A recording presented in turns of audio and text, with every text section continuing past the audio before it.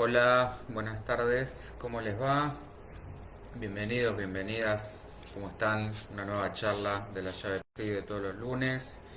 Un gusto estar nuevamente aquí con ustedes.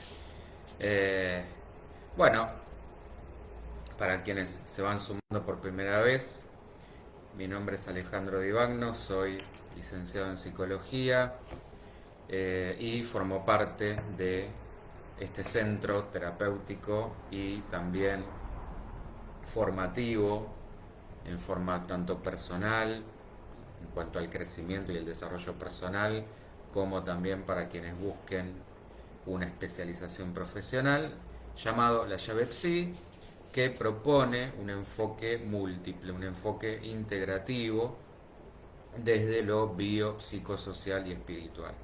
Nos pueden buscar en todas las redes, como La Llave Psi, todos estos videos, junto también a los programas de radio que habitualmente tenemos los viernes a las 17 horas por Punto Cero, que nos pueden seguir tanto a través de la página de la radio, que es www, bien digo, punto cero todo con letras, .me/tv, ahí nos pueden seguir en vivo, o después también pueden ver el programa que se sube grabado tanto al canal de YouTube como en la página de Facebook, como en la página concretamente de layavepsi.com, donde pueden encontrar imágenes de nuestro centro, bueno, específicamente quiénes somos nosotros, eh, cuál es nuestro enfoque, van a encontrar notas, van a encontrar documentales, van a encontrar todos los talleres, todas las formaciones, todas las actividades que ofrecemos y por supuesto también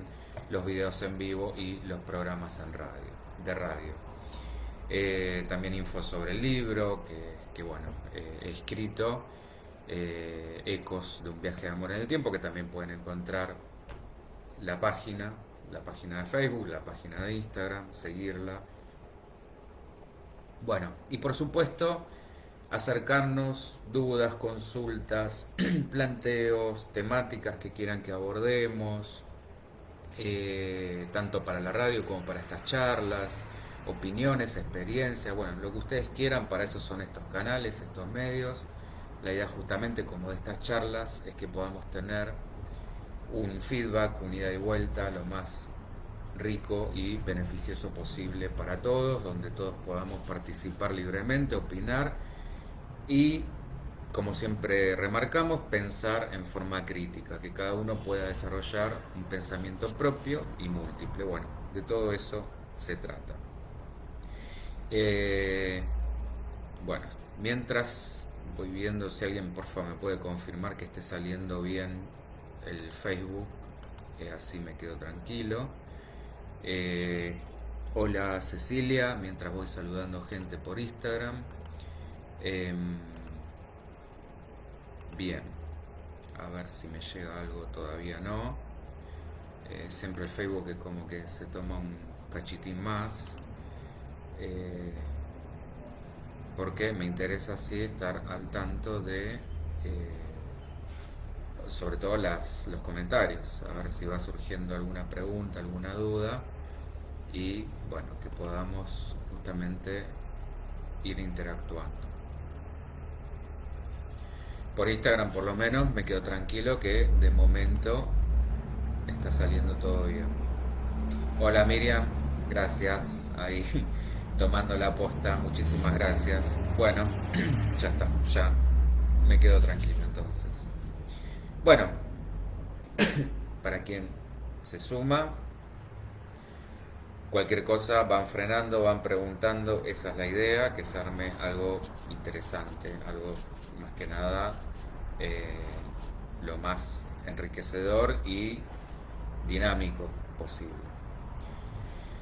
Hoy vamos a hablar un tema más que interesante, que se trata de Freud y su relación con el ocultismo. Aunque parezca esto mentira para algunos, aunque parezca contradictorio, controversial, polémico, bueno, esa es un poco la idea. Y es acercarles también temas que habitualmente quienes hemos estudiado psicología en cualquier facultad no se dan, no lo van a escuchar, porque parecería ser como una suerte de herejía, ¿no? Hablar de Freud y una relación con el ocultismo. Pero bueno, nos gusta meter el dedo en la llaga y crear este tipo de controversias, entonces vamos a meternos con un tema bastante polémico. ¿Cómo surge esta cuestión? Bueno, se cuenta, así como al estilo freudiano, que tomó mucho de la mitología, se cuenta allá a lo lejos, había una vez un tal Freud que estuvo muy interesado en los fenómenos ocultistas a comienzos de la década de 1910. En pleno auge de estas prácticas, tengamos en cuenta que fines de los 1800, comienzos de el nuevo centenio, esto estaba muy en boga, hasta el punto en que en algunas de las reuniones que mantenía junto con muchos de sus colegas y posteriores discípulos, llegaban a una de las prácticas muy habituales, era hacer girar las mesas, y él mismo fingía ser un medium en ejercicios de supuesta transmisión de pensamiento. Bueno, él a esto lo llamaba transferencia de pensamiento, así daba nombre a los aparentes fenómenos telepáticos que surgían de su experiencia en la práctica clínica y en lo que fue observando durante algunos años con el apoyo de su hija Anna Freud y de su colega Sándor Ferenczi. Esto se fue dando en diferentes experimentos con supuestos expertos en el tema, supuestos expertos en leer la mente. La buena relación, además, que mantenía con sus colegas, Carl Jung, posterior discípulo, ya vamos a ver qué pasó ahí, y quien dijimos, Ferenczi, servía de estímulo a este tipo de ejercicios. Pero otros de sus compañeros, como Ernest Jones y Max Eitingon, lo convencieron de que no siguiera ese camino, y la posterior ruptura con Jung en 1913 ayudó también a apartarlo de ese sendero, al menos temporalmente. De hecho, de esas investigaciones hablamos de Jung y hablamos puntualmente de este tipo de fenómenos, caso de la telepatía. Dijo que había caído en el lodo negro, así lo llamó, de lo oculto y de lo esotérico. Hola Maros, ¿cómo te va? Buenas tardes, bienvenida. Bueno, pasan unos años, en 1922 Freud publica El sueño y la telepatía, donde expresa en un principio claramente una postura diciendo que ambos fenómenos, sueño y telepatía, tenían muy poco en común. Relata dos sueños de personas diferentes y termina su obra, su trabajo, escribiendo que no podía emitir juicio alguno sobre la telepatía porque no sabía nada al respecto. Bueno, acá por un lado Freud mantiene la incertidumbre de reconocer que no sabía, pero 3 años más tarde publica La significación ocultista del sueño, esto es en 1925. Fíjense que continuaba, el sueño era como el hilo conductor porque había toda una cuestión también mística, así que si se quiere, alrededor del sueño en cuanto conector con supuestas otras realidades o planos muy desconocidos para el ser humano. En esta nueva publicación, primero va a decir que esto que acabo de expresar, que el sueño tiene, como tiene algo de misterioso, se lo vincula íntimamente con muchos otros misterios todavía ignorados. Va a decir que está en desacuerdo con un supuesto poder profético de los sueños, pero cambia de rumbo, una cuestión que va a ser muy marcada en Freud a lo largo de todas sus obras, al decir o al mencionar el problema de la telepatía. Acá va a dejar abierta la posibilidad de que sí pueda existir.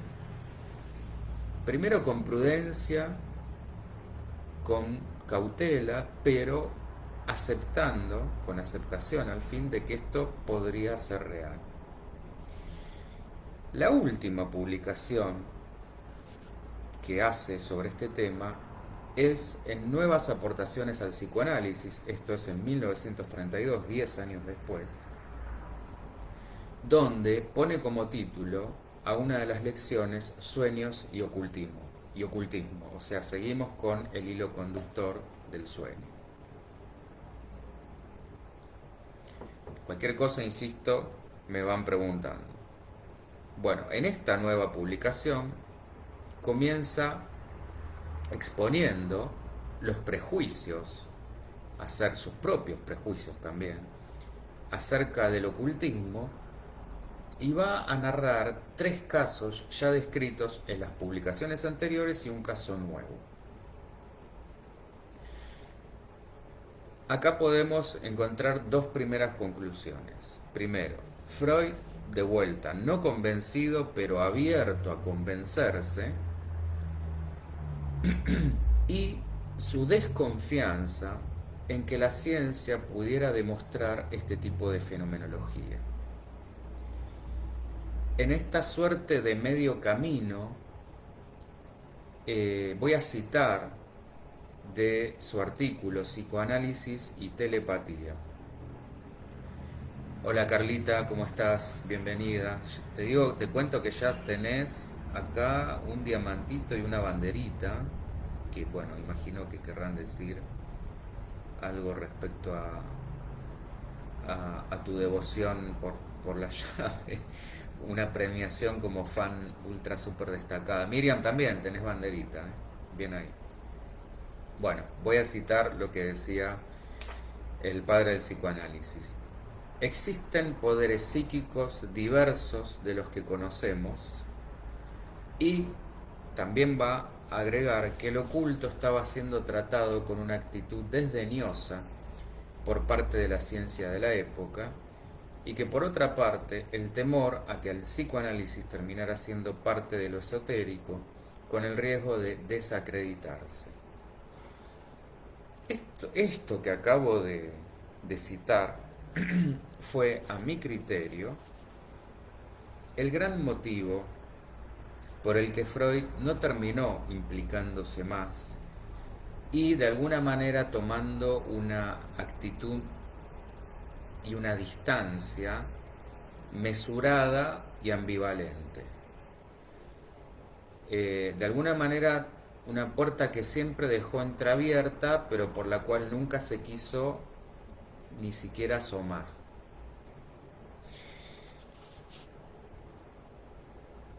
Desde algún lugar es bastante entendible, bastante razonable. Pensemos, contextualicemos, pensemos que ya suficiente revuelo, suficiente caos había generado con todas las cuestiones respecto a la sexualidad en esa época, respecto a su teoría, bastante revolucionario en ese sentido. Entonces echar más leña al fuego, porque aparte estaba en juego la validación del psicoanálisis como ciencia, que era lo que él más pretendía. Entonces, atreverse a recorrer este camino lo hubiera llevado muy probablemente al fracaso más que al éxito. Entonces yo particularmente pienso que dejó esa senda para otros, para que la recorrieran otros.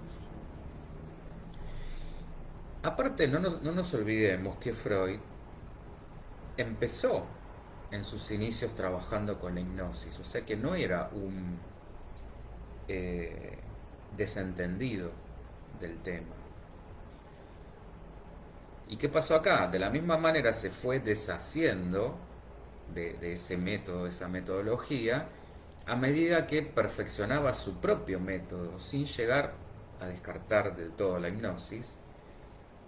Eh, y en uno de, o en otro, perdón, de sus escritos, 5 conferencias sobre psicoanálisis, relaciona de hecho la sugestión hipnótica con el fenómeno de la transferencia, que esto es un término psicoanalítico para describir cuando el paciente revive antiguos vínculos de manera inconsciente en sus relaciones actuales, trasladando en ellos afectos que están obviamente reprimidos. Hola Ana María, ¿cómo te va? Bueno, dudas, preguntas, insisto, vayan, opiniones, lo que sea, vayan diciendo. Eh, Respecto a lo que es el fenómeno de la telepatía, yo recomiendo puntualmente la lectura de otra obra muchísimo más reciente, porque aparte, además de explicar este fenómeno, me parece que es una obra sumamente rica en cuanto a lo espiritual, en cuanto al crecimiento y el desarrollo personal, que se llama Las voces del desierto. Narra la experiencia de su autora, que se llama Marlo Morgan, una estadounidense dedicada al ámbito de la salud pública, que es invitada a visitar Australia para participar en un programa con la población una de las poblaciones aborígenes. Eh, Así es que entra en contacto con la tribu, ay, no me acuerdo el nombre, Uruncheri, que se llama a sí misma como los auténticos.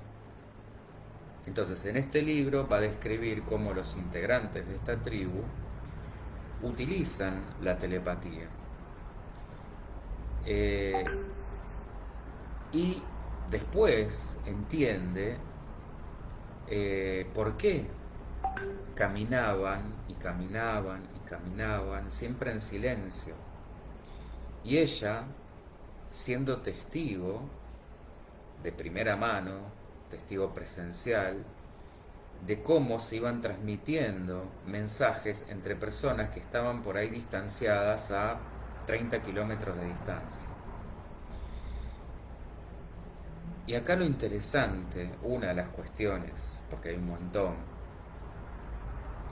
súper interesantes, es que para ellos, para esta tribu, la voz no había sido creada para la comunicación, sino para cantar, para alabar y para sanar. Y que no conocían la mentira, por esto el nombre de auténticos. Por ende, como no tenían nada que esconderse, que ocultarse, que engañarse, que es lo que habitualmente se hace con la comunicación, eh, cuando está esta relación, porque con la comunicación habitual hay una relación entre la cabeza y el corazón, y es donde muchas veces lo que sentimos es distorsionado por lo que pensamos que conviene o nos conviene, y viceversa. Eh, y de hecho, este punto también es interesante porque lo podemos relacionar eh, no solo como meta espiritual alcanzar, como como un crecimiento o un desarrollo humano, sino con el fenómeno que se da particularmente en la clínica, en la terapia psicológica, más puntualmente en el psicoanálisis, cuando hablamos de transferencia, pero también en otras escuelas con otros nombres, cuando hablamos de el vínculo, cuando hablamos de la alianza terapéutica, cuando le ofrecemos en este sentido al paciente un marco de absoluta eh,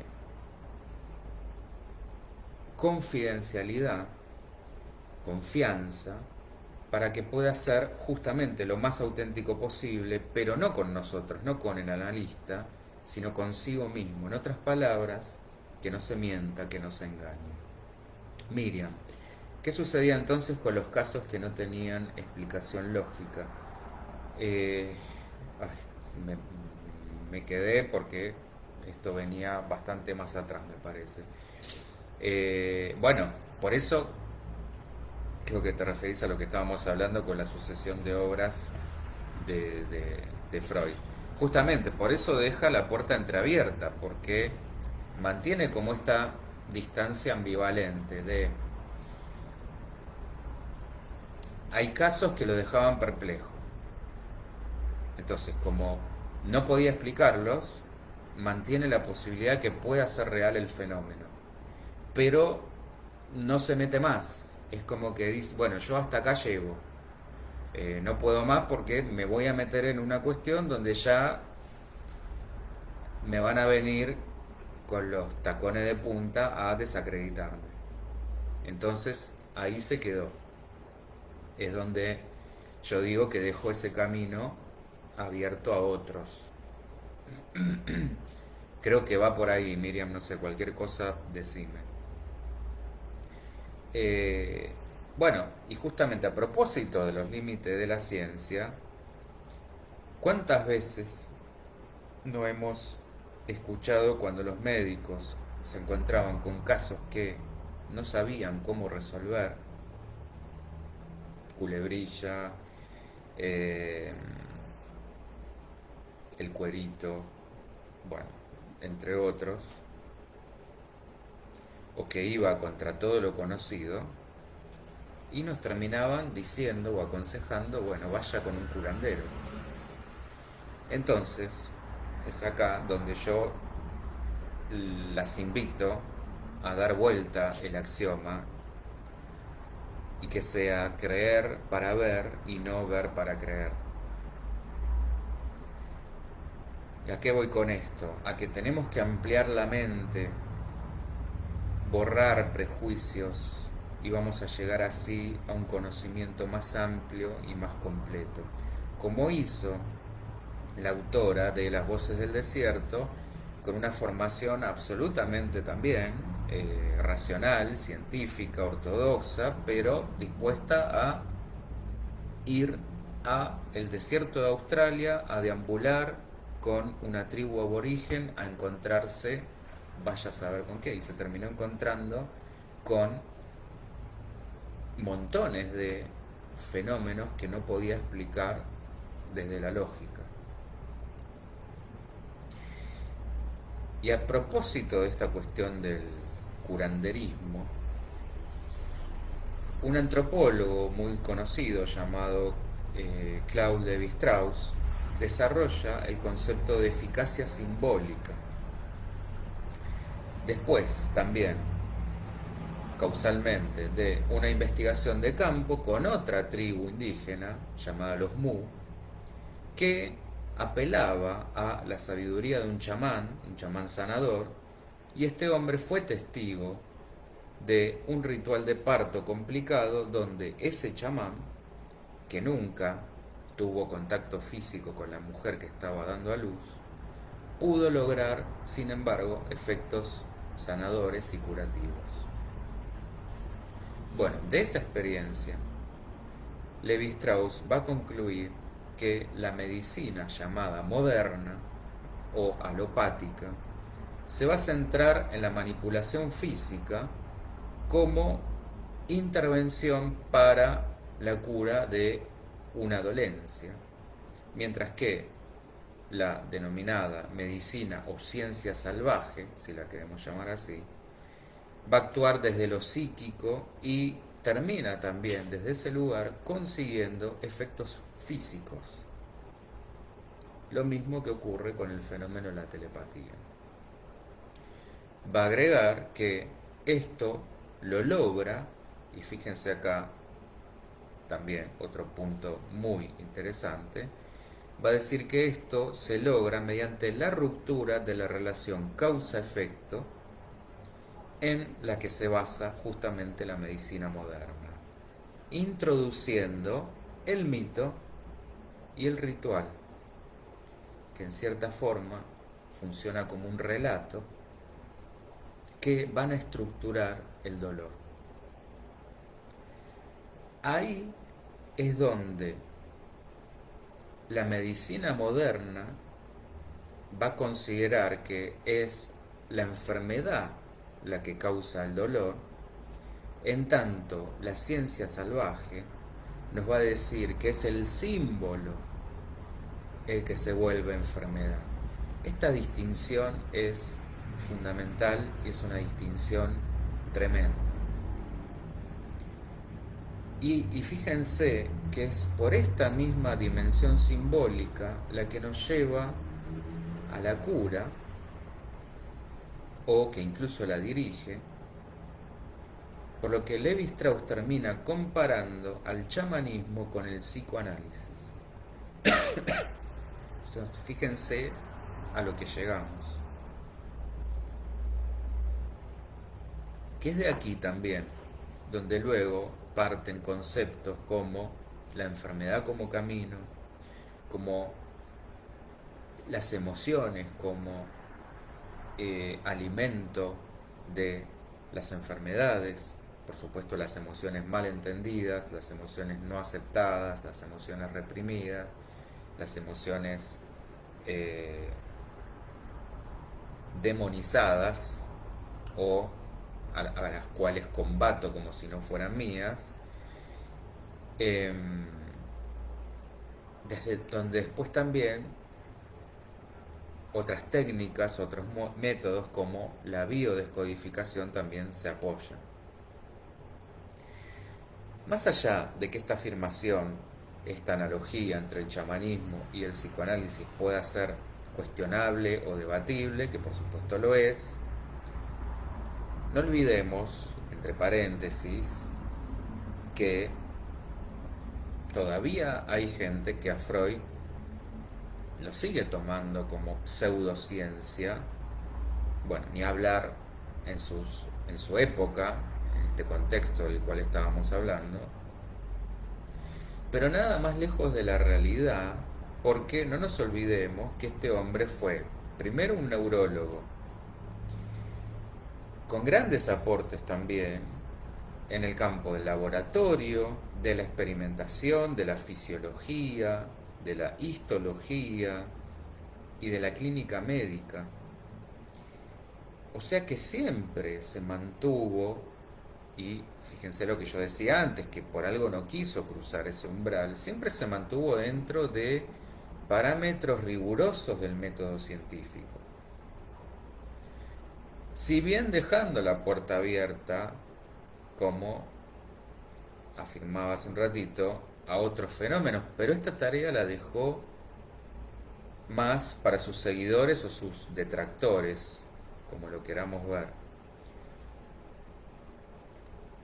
Pero siempre estuvo, sus orígenes, sus raíces fueron del paradigma científico, reinante, positivista, que se esperaba a través de la ciencia que se pudiera conocer absolutamente todo y por supuesto alcanzar la cura. Eh, y ahí se quedó, no se animó a más. Miriam, hay una separación del ser. Eh,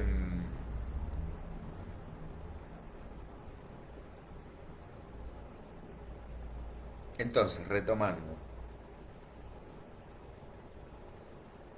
podríamos preguntarnos si toda, en definitiva, la dirección de la cura no estará, en virtud de esta dimensión simbólica de la que hablábamos, atravesada por fenómenos que todavía no podemos explicar, que son inexplicables para la ciencia y que se relacionan con los efectos derivados de la transferencia y la contratransferencia, que a la inversa de la otra va a ser el conjunto de sentimientos, de deseos, de angustias, de defensas, de fantasías, que se van a movilizar en el terapeuta, no en el paciente, en el encuentro con su paciente. Bueno, de acuerdo a este antropólogo, en un capítulo de su obra Antropología Estructural, que se llama El hechicero y su magia, justamente, nos va a decir que el paralelismo entre el chamán y el psicoanalista se va a dar en que la cura chamanística parece ser un equivalente exacto de la cura psicoanalítica, pero de manera invertida. ¿Qué quiere decir esto? Que el papel del chamán y el psicoanalista, pese a tener importantes diferencias, convergen en algunos puntos.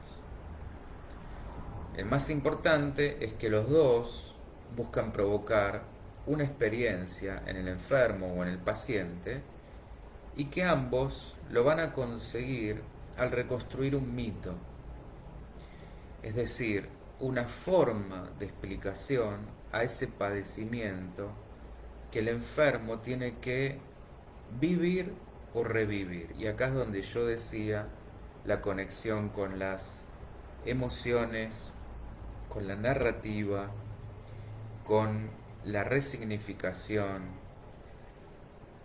con las regresiones, con la biodescodificación, con miles de maneras que hoy suenan como bastante conocidas, pero donde se busca justamente volver a ese punto para encontrar cuál fue el relato, cuál fue el símbolo, cuál fue el mito desde el cual esa persona quedó aferrada a esa emoción y no la puede soltar, no la puede separar. Y justamente lo que hay que hacer es este rompimiento. Es resignificar los hechos, no cambiando por supuesto la historia, pero sí dándole un nuevo sentido. En definitiva, es acá donde el psicoanálisis dice que lo que cuenta es la realidad psíquica con la que viene cada sujeto. No importa si lo que está contando pueda ser verdad o mentira a efectos fácticos, pero sí es verdad para la dimensión psíquica, la dimensión simbólica de esa persona. Y eso ya es suficiente para meternos ahí, que la persona, por supuesto, con la ayuda del terapeuta pueda animarse a meterse ahí y darle un nuevo sentido a esta realidad psíquica.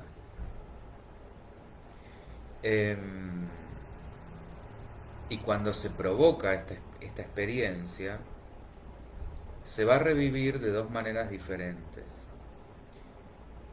Vamos a tener por un lado que el paciente del método psicoanalítico la va a revivir a través de la vivencia de ese recuerdo y la va a comunicar a través del habla, a través del lenguaje.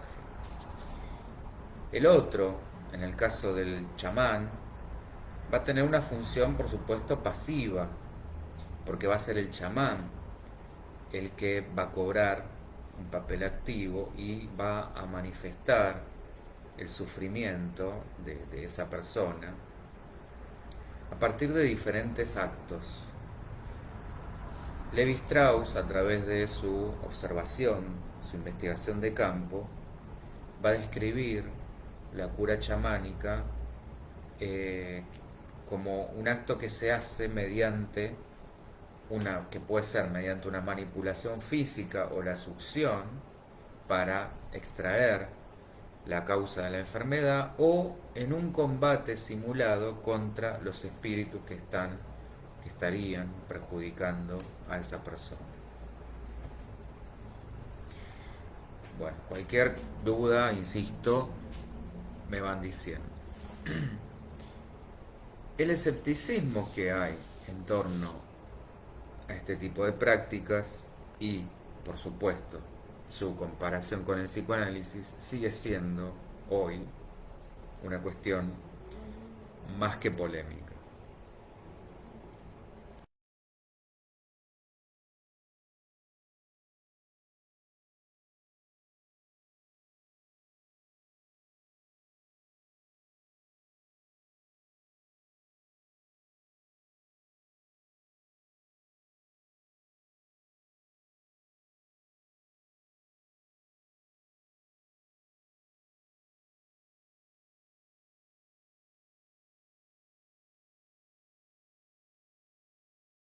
En cuanto a las semejanzas que este antropólogo encontró con su trabajo.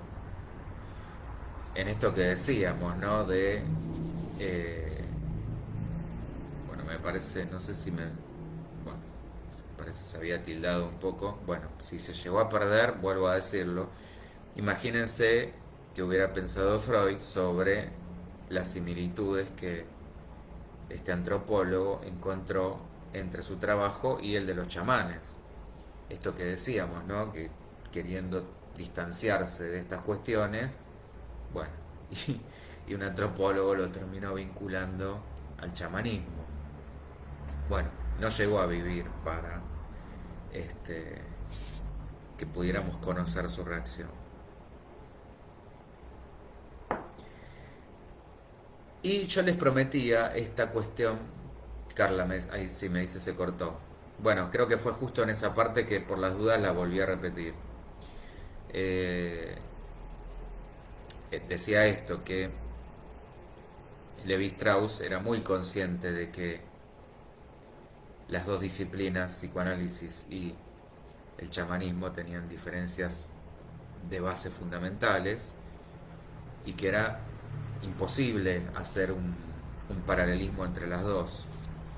¿Y qué hubiera pensado Freud justamente sobre esto, ¿no? Sobre eh, que alguien vinculara al psicoanálisis con el chamanismo. Yo les había prometido, decía, este apartado que podríamos llamar Freud versus Jung, eh, que en su momento parecía ser como su sucesor natural. Bueno, había una amistad, muchísimo respeto, hasta que se separan, se distancian. Podemos alegar en esto, en primer término, una diferencia de creencias. Jung hablaba de una convicción inalterable en cuanto justamente a sus creencias, y esto era opuesto a lo de su antiguo amigo, que se definía como ateo, y que cuando escribió El porvenir de una ilusión, esto fue en 1927, profetizaba el final de la religión con el avance de la ciencia, esto que decíamos del positivismo, este, esta idea de que la ciencia iba a ser la gran respuesta. Pero aparte empezamos a encontrar una diferencia metodológica fundamental. Freud escuchaba lo que le relataban sus pacientes con experiencias de este tipo y las analizaba. Como buen científico, él observaba y recababa información. Tomaba, de hecho, la terapia como una especie de centro de observación y de toma de datos, mientras que Jung hacía lo opuesto. Él se nutría de incontables datos de historia de las religiones, religiones comparadas, el misticismo, la mitología, las culturas orientales, la alquimia, y después las aplicaba a la interpretación psicológica y clínica. Por supuesto que compartían inquietudes en temas profundos como los mitos. De hecho, yo siempre esto lo digo, Freud sustentó toda su teoría en base a la mitología griega, eh, y también más antigua, pero no dejaba de ser distinta la metodología. Freud de alguna manera encontró una analogía entre el pensamiento prelógico de la mitología, de la psicopatología y de la infancia.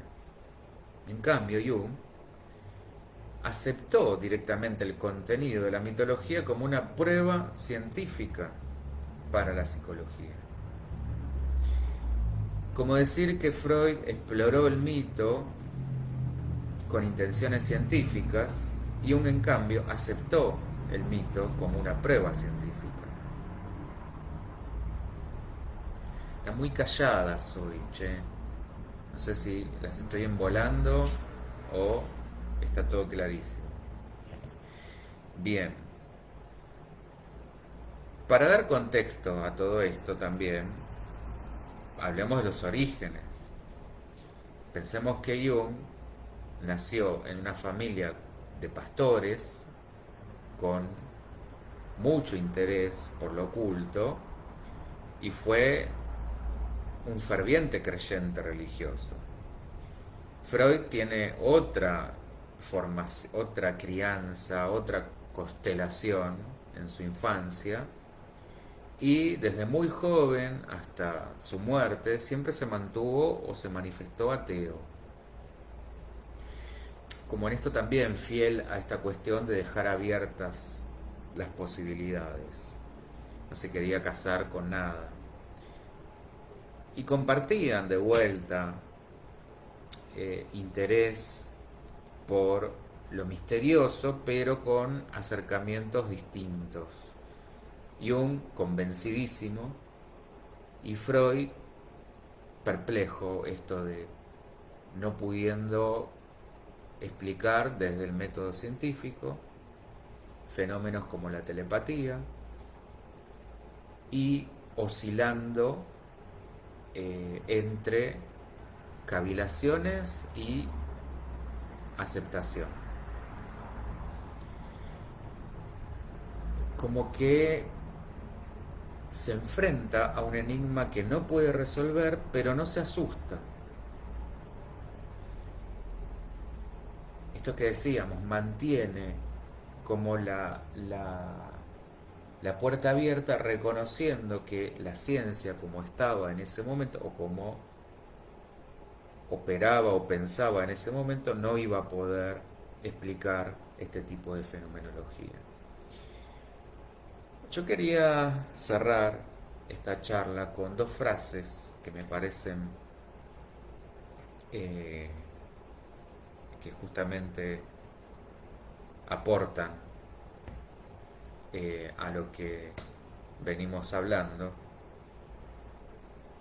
Una que corresponde al propio Freud para echar más luz sobre su pensamiento y otra de Einstein, que también cuando era en plena Segunda Guerra Mundial, mantuvo un intercambio de correspondencia muy interesante con Freud, de mutua admiración, de mutuo respeto, y donde Einstein le planteaba que Freud era el único, dado su conocimiento de la conducta humana, de la mente humana, era el único que podía resolver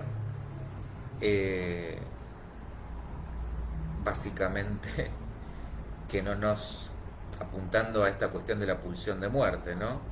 Apuntando a que no nos autodestruyéramos o tratando de llevar luz a por qué la humanidad podía llegar a un nivel tal de autodestrucción. Y interiorizándose por muchas de las teorías psicoanalíticas, como esto que decíamos, tánatos o la pulsión de muerte. Eh, Ana María, muy interesante. Bueno, bueno, me quedo más tranquilo. Gracias, Ana María. Gracias, Carla.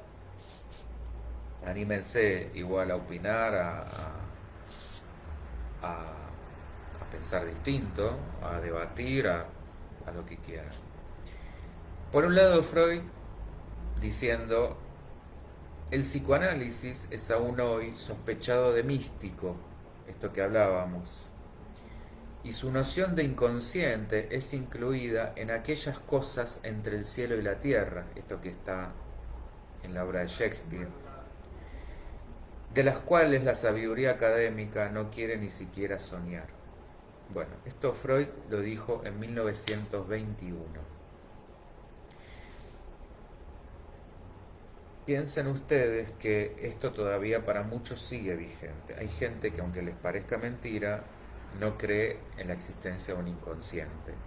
Así como lo escuchan, yo lo he escuchado cursando la carrera en materias como, por ejemplo, psicología cognitiva, donde lo que se analiza o donde lo que se trata de interpretar son los procesos mentales, pero nunca se habla de un inconsciente o de la existencia de un inconsciente, porque por supuesto no se puede medir, no se puede probar, no se puede pesar, no se puede fotografiar, pero ¿quién puede dudar de la existencia de un inconsciente a través de los fallidos, a través de los sueños, a través de cualquiera de sus manifestaciones?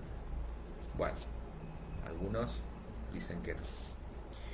Y es real esto, en base a esto que estoy diciendo, que para quien de manera peyorativa, considerando el psicoanálisis como simplemente una teoría, como medio rebuscada y forzosa que trata de explicar la conducta humana, y dejándolo para el lugar de lo místico o a medio camino entre.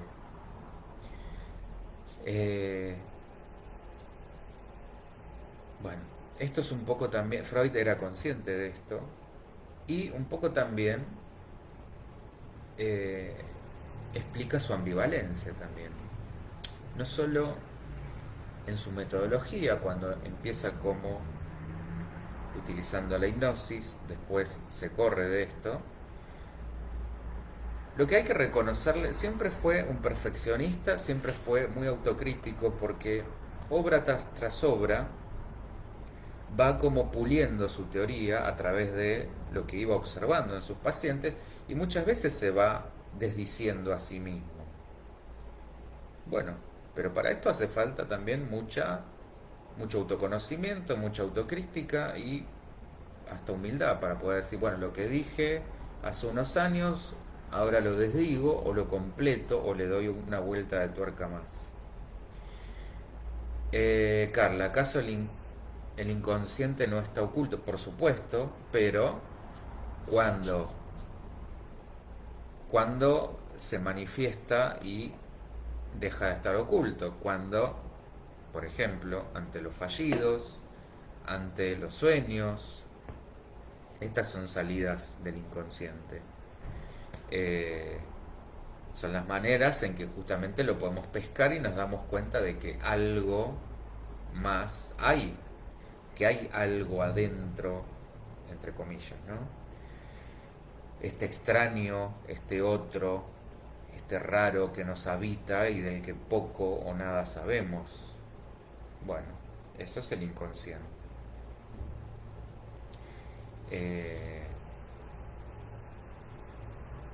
Las pulsiones, las fantasías. Bueno, y la otra frase que les quería decir de Einstein es que el misterio es lo más precioso que podemos sentir. Es la sensación fundamental, la cuna del arte y la ciencia verdadera. Quien no la conoce, quien no puede sorprenderse y maravillarse, está muerto. Ni más ni menos, fuertes palabras, pero 100% de acuerdo. Si no podemos, si nos autolimitamos a asombrarnos, a sorprendernos, a romper barreras, como hizo Freud en su época, como puede hacer hoy alguien que intenta explicar la mecánica cuántica, por ejemplo, que todo lo que hoy suena a ciencia ficción, pero seguramente en un X tiempo no lo va a hacer más. Hoy, si yo les hablara de viajes en el tiempo, viajes interestelares, o todos los fenómenos que estamos hablando, todo lo que se considera terreno de la parapsicología, telepatía, clarividencia, clariaudiencia, bueno, todo esto hoy suena a ciencia ficción, eh, charlatanismo para otros, bueno, pavadas, etcétera, etcétera. Yo digo que esto es hoy desconocimiento. Tenemos que mantener una mente lo suficientemente abierta como para que de esto se trata, lo que hablaba, lo que siempre decimos cuando nos definimos como múltiples es esto: no descartar nada, estar abierto a múltiples posibilidades, porque también hace no mucho se pensaba que volar era una locura, que solo era terreno para los pájaros, para las aves, y hoy es lo más normal del mundo. Bueno, ¿quién dice que en algún momento no sea normal y accesible viajar en el tiempo, conocer otras dimensiones, conocer otras galaxias, etcétera, etcétera? De esto se trata. Por eso, insisto, creo que en ese momento Freud no podía ir más allá porque directamente lo iban a poner en este cajoncito del descrédito total, o la mía, y dejó esa puerta para un Jung, por ejemplo, que se animó por demás, metió el acelerador a fondo y se metió directamente, se implicó de lleno y hasta el final con la alquimia, con la transmutación, con la magia, con la mitología, con todo lo oriental, con todo su misterio, su misticismo, su espiritualidad, eh, donde Freud no se animó, él lo hizo por demás. La traslación sí, por supuesto, por supuesto.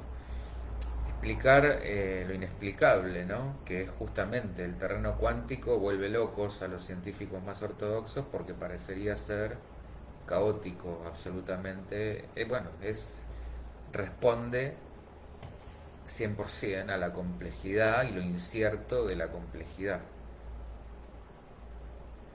Bien.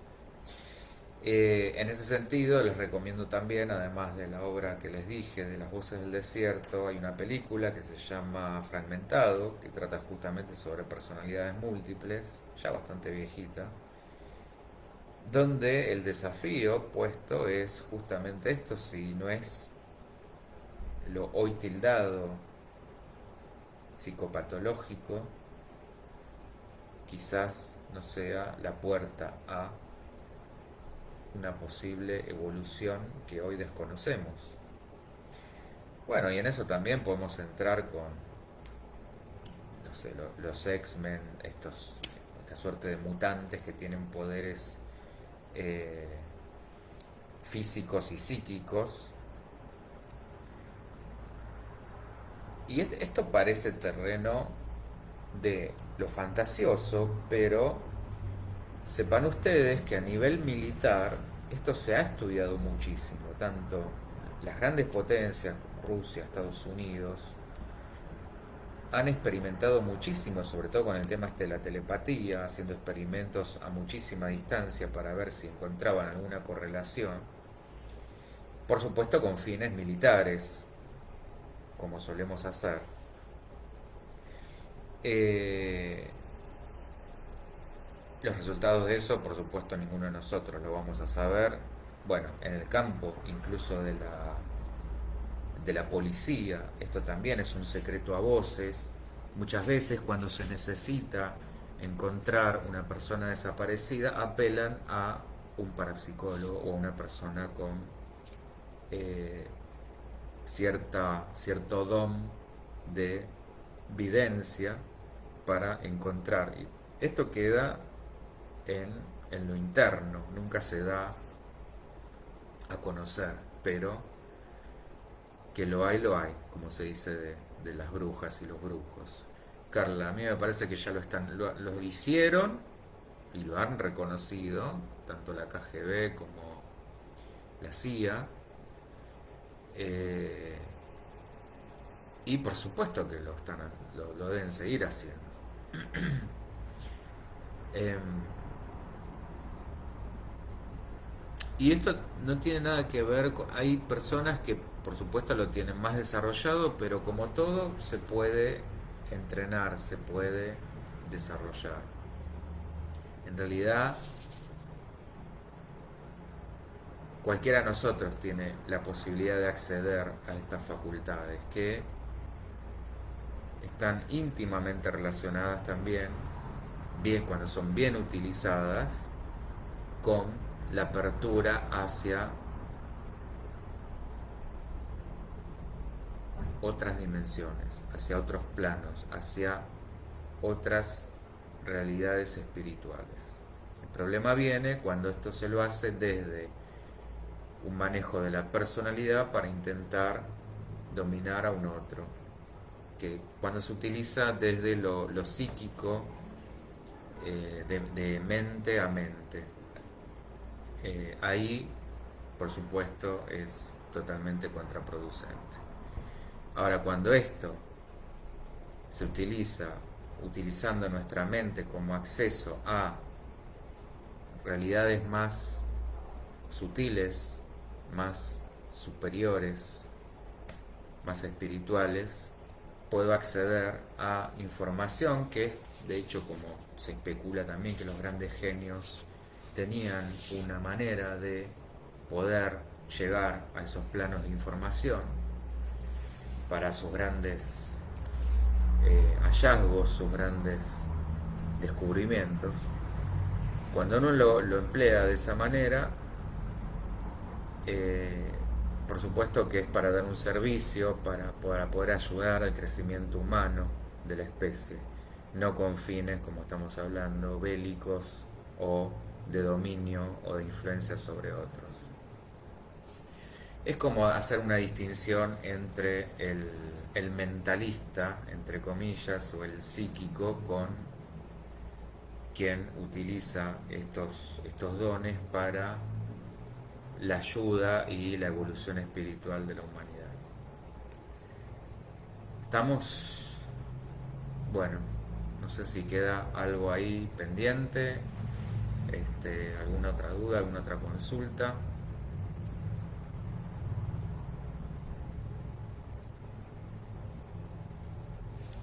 Bien. No se olviden, como dije, el viernes, este último viernes, arrancamos en la radio con el tema sexualidad. Vamos a continuar unos cuantos programas más porque el tema es inagotable. Así que síganos todos los viernes a las 17 por Punto Cero. También ahí pueden participar en vivo, esa es la idea. Eh, con todo lo que ustedes quieran, preguntas, dudas. Y sigan, por supuesto, todos los lunes a las 19 este ciclo de charlas. La semana que viene vamos a estar con otro tema, por lo menos a mí me parece también más que interesante, que es el de la teosofía. Gracias, Miriam, no, gracias a ustedes. Y bueno, nada más por hoy. Ha sido un gusto, como siempre. Y seguimos en contacto por todas las redes. Muchísimas gracias y nos estamos volviendo a encontrar. Chau, chau.